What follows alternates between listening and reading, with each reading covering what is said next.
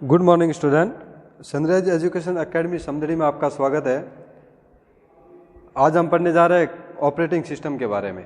यानी जो last video में हमने ऑपरेटिंग सिस्टम के बारे में डिस्कस किया था, फिर उसके बाद ऑपरेटिंग सिस्टम के कुछ उदाहरण थे, एग्जाम्पल थे, जिनमें से हमने यहाँ तक पढ़ लिया था ऑपरेटिंग सिस्टम। यानी ऑपरेटिंग सिस्टम के किस प्रकार से कार्य करता है। यानी ऑपरेटिंग सिस्टम का मतलब क्या होता है कि ऑपरेटिंग सिस्टम एक सिस्टम सॉफ्टवेयर है। क्या है? एक सिस्टम सॉफ्टवेयर है जो कंप्यूटर को क्या करता है, संचालित करता है या कंप्यूटर को ऑपरेट करता है। और उसमें से क्या करता है कि जिसके बिना कोई अन्य सॉफ्टवेयर है, यानी ऑपरेटिंग सिस्टम के बिना, ठीक है, कोई दूसरे अदर प्रकार के जो सॉफ्टवेयर है वो कंप्यूटर पे नहीं चल सकते। ये हमने लास्ट वाले वीडियो में डिस्कस किया था। यानी यहाँ तक हमने डिस्कस किया था, फिर आपको एक क्वेश्चन दिया था। अब ऑपरेटिंग सिस्टम से आगे बढ़ते हैं। ठीक है, आज हम डिस्कस करेंगे उसी ऑपरेटिंग सिस्टम का एक पार्ट में है जिसमें सिस्टम यूटिलाइज के बारे में पढ़ेंगे कि सिस्टम यूटिलाइज होता क्या है। यानी सिस्टम यूटिलाइज का मतलब होता है कि कंप्यूटर का रख रखाव करना। ठीक है, सिस्टम यूटिलाइज का मतलब होता है कि कंप्यूटर का रख रखाव करना, कि कंप्यूटर को किस प्रकार से संचालित किया जाता है। यानी कंप्यूटर को किस प्रकार से संचालित किया जाएगा, उसके अंदर किस प्रकार से सॉफ्टवेयर को उपयोग किया जाएगा, और ऑपरेटिंग सिस्टम के साथ कुछ भेजने वाले जो उदाहरण होते हैं और किस प्रकार से उनका यूज किया जाएगा, उसके बारे में हम डिस्कस करेंगे कि सिस्टम यूटिलाइज अपने किस काम के लिए आता है। तो सबसे पहले बात करते हैं सिस्टम यूटिलाइज की। तो देखो, अपन यहाँ समझ लो एक बार कि सिस्टम यूटिलाइज होता क्या है। सिस्टम यूटिलाइज में क्या होता है कि सिस्टम यूटिलिटीज, अब सिस्टम यूटिलिटीज में क्या होता है कि जो आप कंप्यूटर के अंदर हार्ड डिस्क हैं, उसके अंदर एक फोल्डर बना हुआ है। जैसे हार्ड डिस्क के आप अलग अलग पार्ट्स बनाते हो, सी, डी, ई और एफ, इस प्रकार के जो पार्ट होते हैं, और उन पार्ट को आप अगर स्कैन करवाना चाहते हो तो आप सिस्टम यूटिलिटीज के अंदर डिस्क डिफ्रैगमेंटेशन के अंदर जाकर आप उसमें अपने स्कैन करवा सकते हो। ठीक है, तो अब ये है अपन सिस्टम यूटिलिटीज। ठीक है, अब इसमें पढ़ते हैं अपन सिस्टम यूटिलिटीज और आगे क्या होता है। तो देखो, system utilities software used for maintenance and configuration of the computer system is called computer system utilities. यानी कंप्यूटर सिस्टम का रख रखाव करना और उनका कॉन्फ़िगरेशन करना ही क्या कहलाता है, सिस्टम यूटिलिटीज। ठीक है, यानी ये सबसे बड़ी बात हुई कि सॉफ्टवेयर जो है उसका यूज आप किसके लिए करोगे, मेंटेनेंस यानी उसका रख रखाव, और उसका configuration of the computer system is called system utilities, और उसी को अपन सिस्टम यूटिलिटीज कहते हैं। ठीक है, तो some system utilize are shift with the operating system. For example, disk defragmentation tools, formatting utility system, restore utilities. अब इसके अंदर कुछ एग्जांपल्स के बारे में बात करें तो कौन कौन से हैं। जैसे एग्जांपल की बात करें तो एग्जांपल में डिस्क डिफ्रैगमेंटेशन, यानी डिस्क डिफ्रैगमेंटेशन एक टूल है जिसके अंदर आप जो अपने डिस्क बनी हुई, जैसे हार्ड डिस्क के अंदर सी, डी, ई, एफ, ई, जी, इस प्रकार के जो आप हार्ड डिस्क के जो अलग अलग पार्टीशन करते हो, और उन पार्टीशन को अगर आप एक समय में एक बार स्कैन करवाओगे तो वो पूरा स्कैनेशन हो जाएगा। तो ये होगा अपना डिस्क डिफ्रैगमेंटेशन टूल। फिर आता फॉर्मेटिंग यूटिलाइज, फॉर्मेटिंग यूटिलिटीज। और फॉर्मेटिंग यूटिलिटीज होता है जो अंदर आपके किसी भी डिस्क को फॉर्मेट, यानी जो पूरी डाटा है उनसे भी डाटा को रिमूव करना, तो फिर अपने फॉर्मेटिंग यूटिलिटीज का प्रयोग करेंगे। फिर अगला है सिस्टम रिस्टोर यूटिलिटीज, यानी जो फाइलें आपने डिलीट की है और उन फाइलों को अगर आप पुनः प्राप्त करना चाहते हो तो फिर अपन सिस्टम रिस्टोर यूटिलिटी का प्रयोग करेंगे। ठीक है, तो अब इसमें हिंदी की बात करें तो आपको देखो, कंप्यूटर प्रणाली के रख रखाव और विन्यास के लिए उपयोग किए जाने वाले सॉफ्टवेयर को सिस्टम उपयोगिता कहा जाता है। ठीक है ना।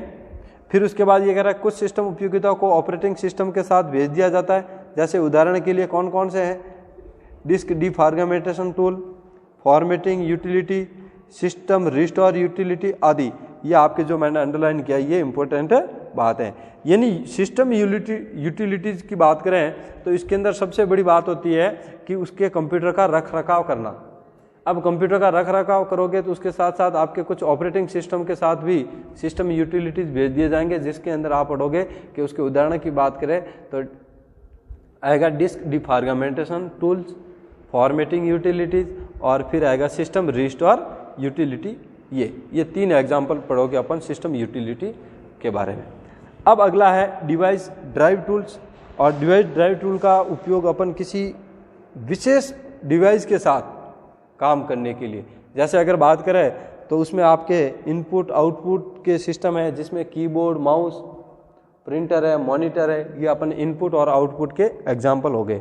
अब उनका क्या होता है कि कंप्यूटर के साथ किसी भी प्रकार की अगर कोई आपको बातचीत करनी हो, ठीक है, तो उसके लिए अपन डिवाइस ड्राइव की बात करेंगे। और डिवाइस ड्राइव के अंदर आप पढ़ोगे इनपुट और आउटपुट, जिसके अंदर कीबोर्ड, माउस, फिर बाद ये तो हो गए इनपुट डिवाइस के बाद अगर आउटपुट की बात करें तो उसके अंदर पढ़ोगे आप, इसके अंदर फिर अपन बात करेंगे आउटपुट की, तो फिर उसके अंदर आप पढ़ोगे मॉनिटर और प्रिंटर के बारे में। तो देखो बात करते हैं, the purpose of a device drive is to ensure proper functioning of a particular device. यानी इसका मतलब क्या हुआ कि डिवाइस ड्राइव का एक ही उद्देश्य रहता है, जो किसी विशेष एक पर्टिकुलर यानी किसी एक विशेष डिवाइस के साथ उचित कामकाज करना ही अपना डिवाइस ड्राइव का निर्णय होता है, ठीक है। तो फिर ये कहता है when it comes to the overall working of a computer system तो the operating system does the work. और फिर ये कहता है जब एक कंप्यूटर सिस्टम के साथ समग्र कामकाज की बात की जाए तो ऑपरेटिंग सिस्टम काम करता है। यानी डिवाइस ड्राइव में तो क्या होता है कि जैसे किसी एक विशेष डिवाइस का अपन काम करेंगे, ठीक है, यानी विशेष डिवाइस के उचित कामकाज को सुनिश्चित करना है तो डिवाइस ड्राइव है। लेकिन जब एक कंप्यूटर के अंदर सब एक साथ बारी आ जाती है तो फिर उसके लिए अपन किसकी बात करेंगे, ऑपरेटिंग सिस्टम। यानी एक साथ काम करने के लिए ऑपरेटिंग सिस्टम का उपयोग किया जाएगा, ठीक है। तो ये देखो डिवाइस ड्राइव का उद्देश्य किसी विशेष डिवाइस के उचित कामकाज को सुनिश्चित करना, और जब ये एक कंप्यूटर सिस्टम के समग्र कामकाज की बात आती है तो ऑपरेटिंग सिस्टम काम करता है। यानी जब एक ही समय में बहुत सारा काम एक साथ आ जाएगा तो उसके लिए फिर कंप्यूटर सिस्टम ऑपरेटिंग सिस्टम काम करेगा, ठीक है ना, कंप्यूटर सिस्टम के अंदर। अब बात करते हैं इसके आगे, तो the device drive act as an interface between the device and operating system. और ये एक ऑपरेटिंग सिस्टम और डिवाइस के बीच में इंटरफेस अंतर आता है, ठीक है ना, यानी इनके बीच में एक डिफरेंट पैदा करेगा। अब हमने पढ़ा है कि इसमें क्या होता है कि डिवाइस ड्राइव है जिसके अंदर डिवाइस और ऑपरेटिंग सिस्टम के बीच में एक इंटरफेस के रूप में कार्य करेगा, वो करेगा अपना कौन सा, डिवाइस ड्राइव टूल्स की बात करें, ठीक है ना। ये अपने डिफरेंट की बात की है कि डिवाइस ड्राइव है वो डिवाइस और ऑपरेटिंग सिस्टम के बीच एक इंटरफेस के रूप में कार्य करता है। अब ये तो था अपना सिस्टम यूटिलिटीज और सिस्टम सॉफ्टवेयर के बारे में। अब पढ़ते हैं अपना प्रोग्रामिंग टूल्स। अब प्रोग्रामिंग टूल्स की बात करें तो इसके अंदर क्या होता है कि कंप्यूटर में कुछ आपको निर्देश देने की आवश्यकता होती है, और जो निर्देश होते हैं वो एक यूजर के द्वारा दिए जाते हैं और यूजर देता है इनपुट डिवाइस के द्वारा। अब उन यूजर जो निर्देश कंप्यूटर को देता है उसमें क्या होता है कि आप अपनी लैंग्वेज में देते हो, ठीक है, जबकि कंप्यूटर क्या होता है कि कंप्यूटर आपकी लैंग्वेज को नहीं समझता। यानी जैसे कि अब हमने बात की प्रोग्रामिंग टूल्स की, बात करते हैं प्रोग्रामिंग टूल्स की। तो प्रोग्रामिंग टूल्स में क्या होता है कि इसके अंदर कुछ निर्देश देने होते हैं। यानी क्या देने होते हैं, इंस्ट्रक्शन। यानी ये जो इंस्ट्रक्शन आप कंप्यूटर को देते हो ये किसके द्वारा देते हो, इनपुट के द्वारा। यानी जो हम इंस्ट्रक्शन देते हैं वो इनपुट होता है, और जिसके द्वारा यानी जिसके माध्यम से या जिसके मीडियम से दिया जाता है वो होते हैं डिवाइस। यानी इनपुट डिवाइस के माध्यम से हम इंस्ट्रक्शन कंप्यूटर को देते हैं, और जब ये कंप्यूटर को हम इंस्ट्रक्शन देते हैं तो कंप्यूटर क्या करता है। अब जो अपन इंस्ट्रक्शन देंगे वो क्या अपनी भाषा में देंगे, जी हाँ, अपनी भाषा में कंप्यूटर को निर्देश देंगे, अपनी भाषा में निर्देश देंगे। अब अपनी भाषा में जो आप निर्देश दे रहे हो वो कैसे दे रहे हो, इंग्लिश के कुछ सेंटेंस के हिसाब से। यानी इंग्लिश के कुछ सेंटेंस है, जैसे अगर बात करें तो ये sentence my name is Ram, अब ये क्या है, एक सेंटेंस है और आपने ये एक कंप्यूटर को इनपुट डिवाइस के द्वारा प्रदान करवाया। अब कंप्यूटर क्या करता है कि जो आपने ये सेंटेंस दिया है, ये सेंटेंस कंप्यूटर नहीं समझता। क्यों? क्योंकि कंप्यूटर सिर्फ एक ही लैंग्वेज समझता है और वो है मशीनी लैंग्वेज, मशीन लैंग्वेज। या फिर अगर बात करें मशीन लैंग्वेज के अलावा तो फिर वो है बाइनरी लैंग्वेज।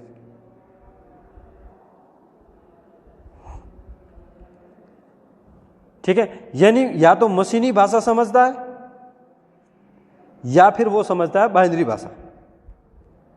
अब जो आपने जो निर्देश यूजर के द्वारा कंप्यूटर को उपलब्ध करवाया है या कंप्यूटर को जो आपने निर्देश दिए हैं वो निर्देश आपने अपनी भाषा में दिए, यानी अपनी भाषा कौन सी, जैसे इंग्लिश की बात करें तो जिसमें लिखा माय नेम इज राम, या फिर अगर आप उसमें हिंदी में आप सेंटेंस लिखोगे या हिंदी में एक वाक्य लिखोगे कि मेरा नाम राम है, या आपने हिंदी में उपलब्ध तो करवाया कंप्यूटर को, आपने ये निर्देश तो दिए हैं, लेकिन क्या ये निर्देश कंप्यूटर समझेगा? नहीं समझेगा। क्यों? कि कंप्यूटर यहाँ पर सिर्फ ओनली फॉर एक ही भाषा समझता है और वो है बाइनरी भाषा या मशीनी भाषा। तो क्या करेगा कंप्यूटर कि इन बाइनरी भाषा यानी जो आपने इंग्लिश और हिंदी में जो सेंटेंस दिया है उन सेंटेंस को वो कन्वर्ट करेगा, उन सेंटेंस को वो क्या करेगा? कन्वर्ट कर देगा। कन्वर्ट करेगा यानी वो किसकी भाषा में कन्वर्ट करेगा? अपनी कंप्यूटर की भाषा में वो कन्वर्ट करेगा, तो फिर वो बाइनरी भाषा में कन्वर्ट करेगा। यानी जो सेंटेंस आपने दिया है उस सेंटेंस को वो बाइनरी भाषा में कन्वर्ट करेगा, और बाइनरी भाषा की बात करें तो 1 व 0 भाषा में वो उसको कन्वर्ट कर देगा। अब जैसे वो 0 और 1 में कन्वर्ट करेगा तो जो आपने सेंटेंस लिखा उस सेंटेंस को कंप्यूटर आसानी से समझ लेगा। अब जो हम ये जो लैंग्वेज यूज करते हैं ये होती है हाई लेवल लैंग्वेज होती है। यानी जैसे अगर हिंदी में बात करें तो उच्च स्तरीय भाषा होती है जो अपन यूज कर रहे हैं, जैसे हिंदी और इंग्लिश लिखी है तो वो एक उच्च स्तरीय भाषा है, यानी हाई लेवल लैंग्वेज है। अब जो कंप्यूटर की जो भाषा होती है वो होती है लो लेवल लैंग्वेज, यानी जिसे अगर बात करें तो हिंदी में कहे तो फिर निम्न स्तरीय भाषा है। तो ये जो कन्वर्ट करने का जो कार्य होता है वो ये कहता है कि हाई लेवल प्रोग्राम को लो लेवल लैंग्वेज में बदला जाएगा। यानी जो हाई लेवल आपने दिया है उस स्तरीय भाषा में जो आपने सेंटेंस दिया है उस स्तरीय भाषा सेंटेंस को लो लेवल में परिवर्तन कर देगा, जैसे कि कंप्यूटर इसको आसानी से समझ सके। ठीक है, तो अब इसके बारे में अपन डिटेल से पढ़ते हैं कि क्या है। तो देखो, in order to get some work done by the computer we need to give instruction which are applied on the input data to get the desired outcome। ठीक है, यानी कंप्यूटर के द्वारा जो कुछ कार्य करने के लिए हमें एक निर्देश देने की आवश्यकता होती है और वो निर्देश हैं आप इनपुट के द्वारा डाटा पर लागू होते हैं। यानी जो निर्देश आप दे रहे हैं वो एक इनपुट के द्वारा डाटा पर लागू होंगे और वही एक डिसाइड करेगा। Computer language are developed for writing this instruction, और कंप्यूटर में इन निर्देशों को लिखने के लिए कंप्यूटर की स्वयं की एक भाषा होती है और उस भाषा को विकसित किया है। तो देखो, बात करें in order to get some work done by the computer we need to give instruction which are applied on the input data to get the decide outcome. Computer language are developed for writing this instruction, और ये कुछ निर्देश होते हैं वो एक computer के द्वारा उपलब्ध करवाए जाते हैं। तो अब क्या होता है कि कंप्यूटर द्वारा कुछ काम करने के लिए हमें निर्देश देने की आवश्यकता होती है, यानी कंप्यूटर बिना निर्देश के कोई कार्य नहीं कर सकता। तो आपको क्या करना होगा कि कंप्यूटर से काम करवाने के लिए आपको कंप्यूटर को निर्देश देने होंगे जो वांछित परिणाम प्राप्त करने के लिए इनपुट डेटा पर लागू होते हैं, और इन निर्देशों को लिखने के लिए कंप्यूटर भाषा विकसित की जाती है। यानी जो निर्देश आप कंप्यूटर को दे रहे हो वो कौन सी लैंग्वेज में दे रहे हो? अभी मैंने बताया कि जो निर्देश हम देंगे वो एक हाई लेवल लैंग्वेज में होंगे। अब कंप्यूटर हाई लेवल लैंग्वेज को नहीं समझता, तो इसलिए क्या करते हैं कि कंप्यूटर उसको कन्वर्ट कर देगा, जिसे अपन कहते हैं लो लेवल लैंग्वेज, यानी निम्न स्तरीय भाषा में। ठीक है, आगे बढ़ते हैं। अब आगे की बात करें तो it is important to understand here that computers and human understand completely different languages. While humans are able to write program in high level language, computers understand machine language. अब यहाँ क्या होता है कि यहाँ की बात करें तो एक बात करते हैं कंप्यूटर की और एक बात करते हैं ह्यूमन की।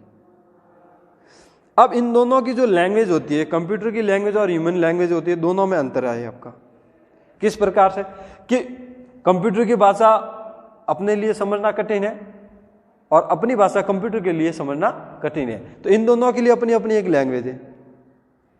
तो अब जो ह्यूमन की बात करें, यानी मनुष्य आधारित जो भाषा होती है, उन भाषा में आप जैसे लिखते हो हिंदी और इंग्लिश, अंग्रेजी, और जो कंप्यूटर आधारित भाषा होती है, ठीक है, जिसमें आप पढ़ोगे अपन मशीन लैंग्वेज,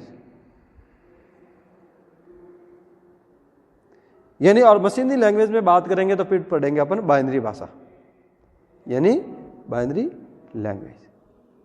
तो इन दोनों की भाषा में हमेशा आपको अंतर मिलेगा। अब क्या होता है कि जो प्रोग्राम आप इनपुट करवाते हो, यानी जो इंस्ट्रक्शन आप देते हो, वो इंस्ट्रक्शन आप देते हो इस लैंग्वेज में, जिसको अपन कहते हैं हाई लेवल लैंग्वेज। और जो हाई लेवल लैंग्वेज में जो आप प्रोग्राम देते हो, उन प्रोग्राम को कन्वर्ट करके कंप्यूटर कौन सी लैंग्वेज में ले जाएगा? लो लेवल लैंग्वेज में, यानी अपनी भाषा में। और अपनी भाषा कौन सी कंप्यूटर की? मशीनी भाषा में, यानी वो मशीनरी भाषा में कन्वर्ट कर देगा। ठीक है, तो देखो यहाँ ये समझना महत्वपूर्ण है कि कंप्यूटर और मनुष्य पूरी तरह से विभिन्न भाषाओं को समझते हैं, यानी दोनों की कंप्यूटर की भाषा अलग है और मनुष्य की भाषा अलग है। जबकि मनुष्य उस स्तरीय प्रोग्रामिंग की भाषा में प्रोग्राम लिखने में सक्षम होते हैं और कंप्यूटर है वो मशीनी भाषा को समझते हैं। तो समझ में आ गया कि दोनों की जो भाषा होती है वो अलग अलग होती है और दोनों है वो अलग अलग भाषाओं के द्वारा समझते हैं। ठीक है, अब बात करते हैं तो क्लासिफिकेशन ऑफ प्रोग्रामिंग लैंग्वेज। अब प्रोग्रामिंग लैंग्वेज को अपने अलग अलग भागों में डिवाइड कर दिया कि कौन सी प्रोग्रामिंग लैंग्वेज। अब प्रोग्रामिंग लैंग्वेज में बात करेंगे तो फिर अपने टू टाइप की हमने पढ़ी अभी जस्ट बताई भी आपको कि एक तो होती है लो लेवल और एक होती है हाई लेवल लैंग्वेज की बात करें। ठीक है, तो ये दो प्रकार की अपने प्रोग्रामिंग लैंग्वेज होती है। तो देखो, it is a very difficult for human being to write instruction in the form of 0, 1 and 0. So different types of computer programming language are developed simplicity the coding. अब ये कह रहा है कि ये मनुष्य के लिए बहुत ज़्यादा डिफिकल्ट हो जाता है कि जो आपकी जो इंस्ट्रक्शन है उस इंस्ट्रक्शन को आप 1 और 0 में कंप्यूटर को दो, तो ये आपके लिए इजी है या आसान? बिल्कुल इजी नहीं रहेगा आपके लिए, क्योंकि जब आपको अगर कह दिया जाए कि अगर मैं यहाँ पर ए लिखूं और मैं कहूँ इसको आप बाइनरी भाषा में या बाइनरी लैंग्वेज में इनपुट कराओ, तो क्या आप इनपुट करोगे? नहीं कर पाएंगे हम। ठीक है ना, तो ये मनुष्य के लिए डिफिकल्ट हो जाए। बाइनरी लैंग्वेज यानी 0 या फिर 1 और 0 के अंदर उन डाटा को आप इनपुट करो, तो क्या ये संभव है? आपके लिए ये संभव नहीं है, क्योंकि ये लैंग्वेज है, पहले आपको क्या करनी पड़ेगी? सीखना पड़ेगा इस लैंग्वेज को। सीखने के बाद ही आप इसमें डाटा को इनपुट करवा सकते हो, लेकिन सीखने के बाद भी ये डिफिकल्ट है, यानी हार्ड है अपने लिए। ठीक है, तो अब कहता है तो so different types of computer programming language are developed simplicity the coding, और फिर उसमें अलग अलग कंप्यूटर भाषाओं को अपने डेवलप किया और जिसमें आपको सिंपलिटी आसान कोडिंग भाषा मिलेगी। अब आसान कोडिंग भाषा की बात करें तो ये कह रहा है 2 major categories of computer programming language are. अब ये कह रहा है कि जो हमने प्रोग्रामिंग लैंग्वेज थी उनको हमने 2 भागों में डिवाइड कर दिया, जिनमें से एक तो बात करें लो लेवल लैंग्वेज और एक बात करें हाई लेवल लैंग्वेज। तो ये आपके लिए रह जाएगा इंपॉर्टेंट वाली बात। अगर क्वेश्चन आ जाए कि लैंग्वेज कितने टाइप की होती है, तो फिर अपन लिखेंगे लैंग्वेज है वो 2 टाइप की होती है, जिनमें से लो लेवल और हाई लेवल। अब हिंदी में बात करेंगे तो निम्न स्तर की भाषा, और फिर अगर दूसरी की बात करें तो वो है तो उच्च स्तर की भाषा। ठीक है, अब उसी चीज को अपन हिंदी में बात करें तो मनुष्य के लिए 0 और 1 के रूप में निर्देश लिखना बहुत मुश्किल है।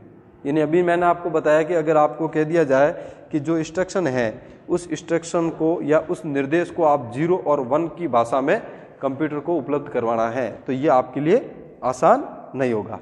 इसलिए कोडिंग को सरल बनाने के लिए विभिन्न प्रकार की कंप्यूटर प्रोग्रामिंग भाषा विकसित की जाती है। अभी बताया कि जो ये 2 टाइप की जो हमने लैंग्वेज विकसित की है, ये क्यों की कि जो कोड अपन देते हैं उस कोड को सरल बनाने के लिए, यानी जो कोड आपने उपलब्ध करवाया कंप्यूटर को 0 और 1, और इस 0 और 1 में कंप्यूटर को इंस्ट्रक्शन अगर देना चाहते हो तो फिर अपने इसको लैंग्वेज को 2 भागों में डिवाइड कर दिया, जैसे कि जो इस कोड को अपन आसानी से कंप्यूटर को दे सकते हैं। ठीक है, फिर बात करते हैं कि कंप्यूटर प्रोग्रामिंग भाषा की 2 प्रमुख श्रेणियां हैं जिनके लिए आपकी इम्पोर्टेंट है, जिसके लिए जो है आपकी एक तो निम्न स्तर की भाषा और एक उच्च स्तर की भाषा। ये 2 प्रकार की भाषा है वो अपन।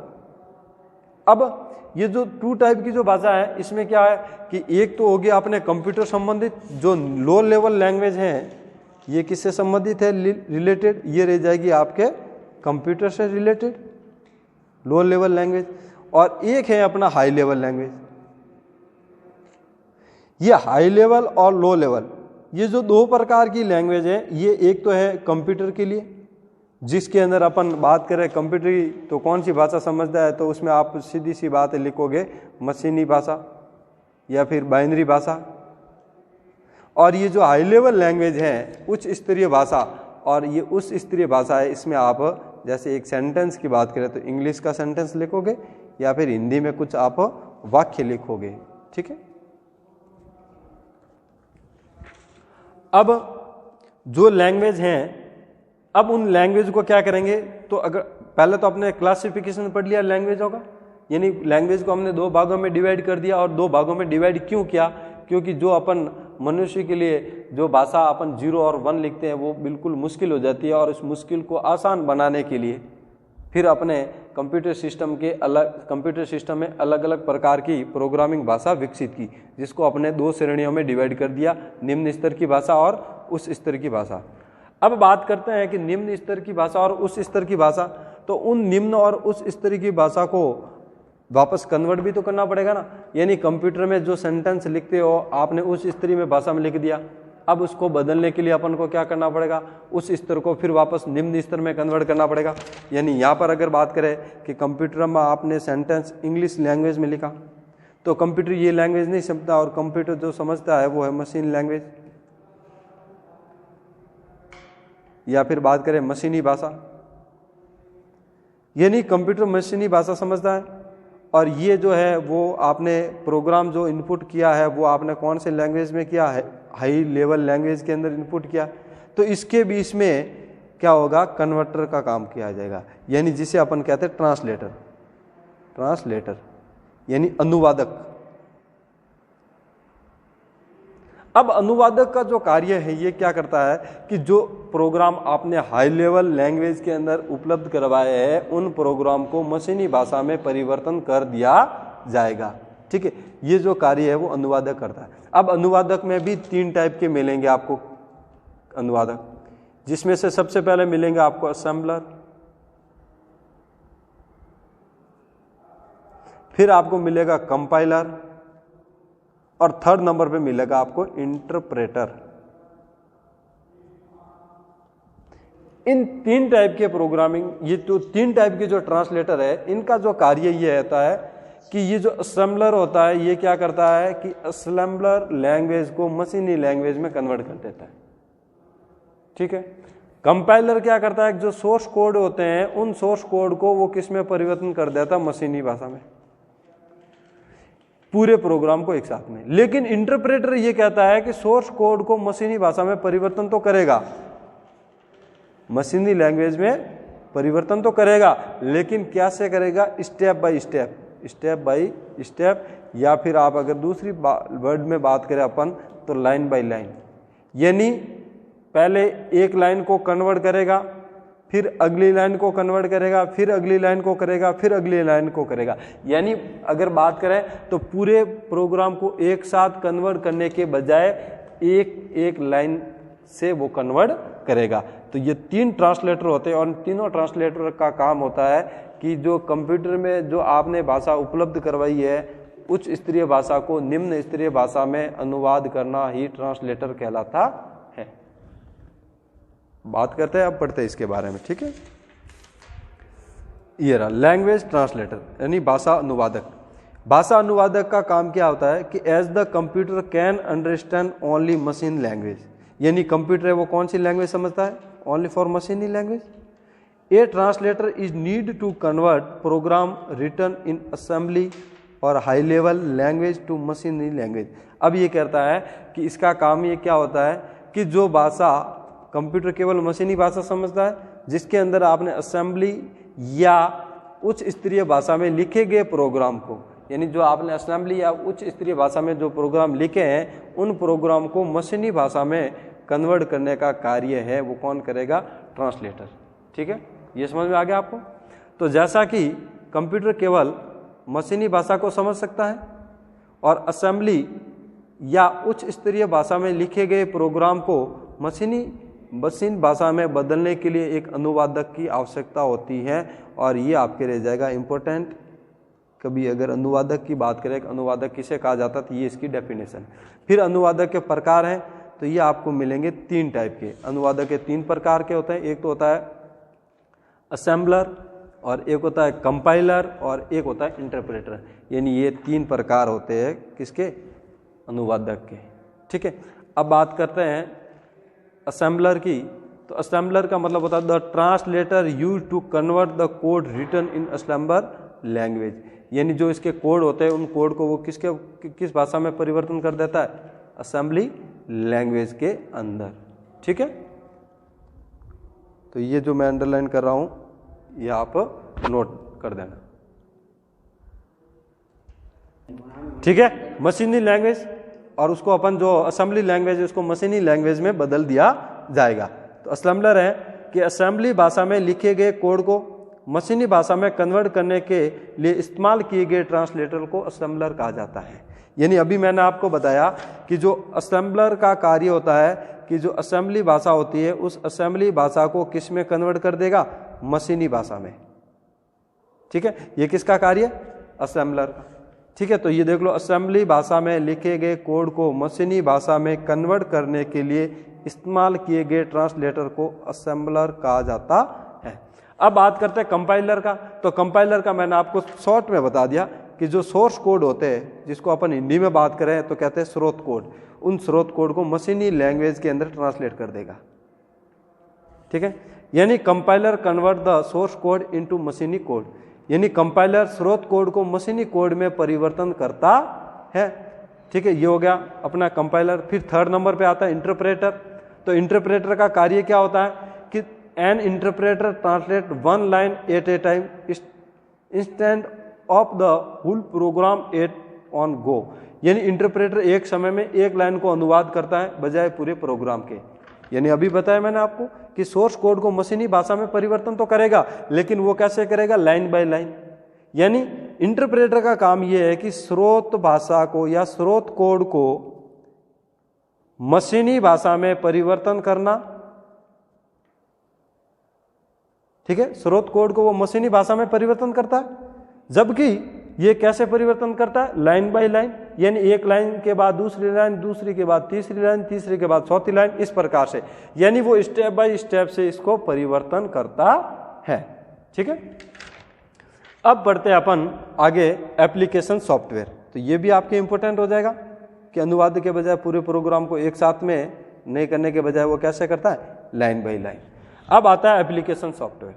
यानी एप्लीकेशन सॉफ्टवेयर का कंप्यूटर सिस्टम में उपयोग इसलिए किया जाता है कि उसकी मुख्य होती है वो कार्य क्षमता प्रदान करता है, और कार्य क्षमता प्रदान करने के लिए कहता है कि जिस प्रकार से उपयोगकर्ताओं को अलग अलग एप्लीकेशन की रिक्वायरमेंट होती है और उन रिक्वायरमेंट को पूर्ण करने के लिए अपन एप्लीकेशन सॉफ्टवेयर का उपयोग करते हैं।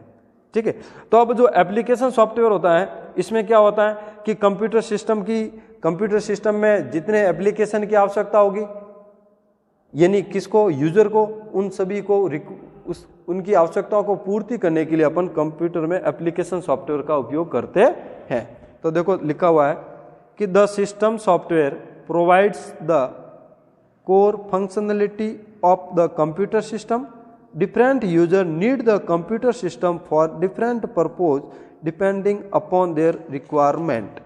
यानी जितनी आवश्यकता होगी, यानी अलग अलग यूजर को अलग अलग सॉफ्टवेयर की आवश्यकता होती है, ठीक है। कोई MS पेंट यूज करता है, कोई विनवर्ड यूज करता है, कोई एक्सेल यूज करता है, तो मतलब अलग अलग प्रकार के आपके यूज होते हैं।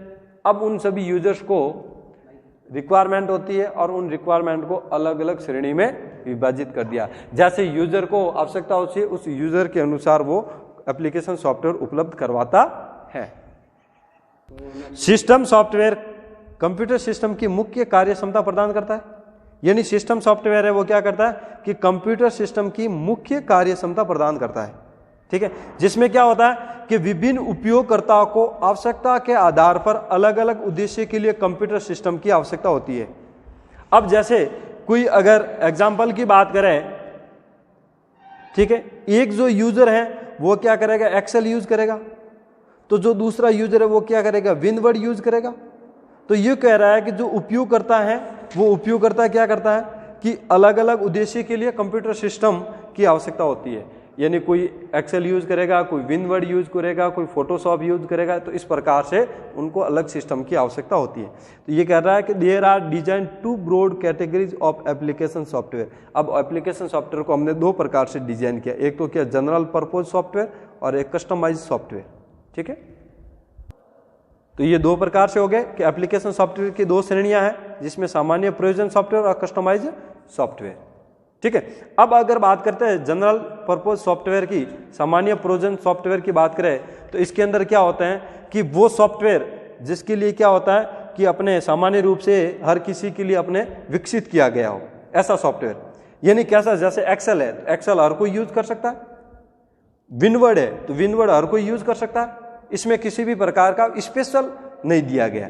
तो देखो दे रखा है कि the application software developed for generic application to cater to a bigger audience in general are called general purpose software. यानी जिसके अंदर एग्जाम्पल की बात करें तो spreadsheet, Adobe Photoshop, Mozilla Firefox, web browser आदि। यानी ये कह रहा है कि सामान्य रूप से बड़े दर्शक के लिए, कैटर के लिए, सामान्य अनुप्रयोग के लिए विकसित एप्लीकेशन सॉफ्टवेयर को सामान्य प्रयोजन सॉफ्टवेयर कहा जाता है। उदाहरण के लिए जैसे एक्सेल, फोटोशॉप आदि। यानी जनरल पर्पज का सॉफ्टवेयर की बात करें अपन, तो जनरल पर्पज सॉफ्टवेयर में यह कहा जाता है कि ऐसे सॉफ्टवेयर जो किसी विशेष उद्देश्य के लिए नहीं बनाए जाते, सिर्फ सामान्य उद्देश्य के लिए बनाया जाता है। यानी अगर बात करेंगे एक्सेल को, तो फिर आपके हर कंप्यूटर के अंदर उपलब्ध है। विनवर्ड